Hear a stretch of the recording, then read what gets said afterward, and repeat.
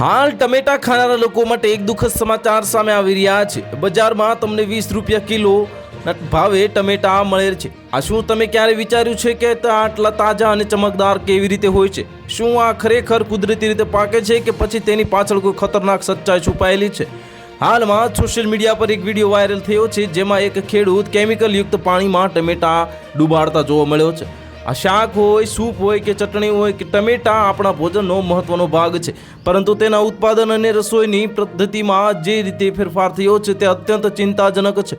આ વિડીયોમાં જોવા મળે છે કે લીલા ટમેટાને પહેલા તોડવામાં આવે છે અને પછી તેને રાસાયણિક દ્રાવણમાં ડૂબાડવામાં આવે છે અને આ પ્રક્રિયા સાથે ટમેટા થોડા જ કલાકોમાં લાલ થઈ જાય છે અને લાંબા સમય સુધી સડતા નથી।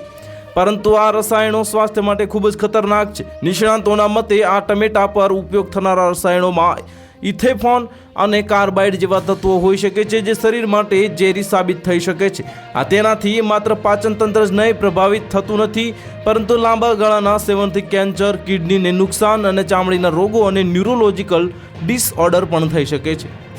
ડોક્ટરોનું માનવું છે કે આવા ટમેટા ખાસ કરીને બાળકો, વૃદ્ધો અને સગર્ભા સ્ત્રીઓ માટે અત્યંત જોખમી સાબિત થઈ શકે છે।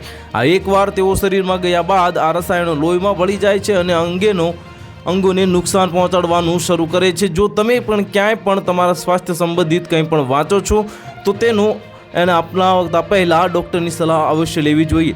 તો હાલ માટે આટલું જ। મળીશું નવી અપડેટ સાથે। જો તમને અમારા વિડીયો પસંદ આવતા હોય તો વિડીયોને લાઇક કરી દેજો, ચેનલને સબસ્ક્રાઇબ કરી બાજુમાં આવેલા બેલ આઇકનને દબાવી દો, જેથી તમને આવા સમાચારની અપડેટ મળતી રહે।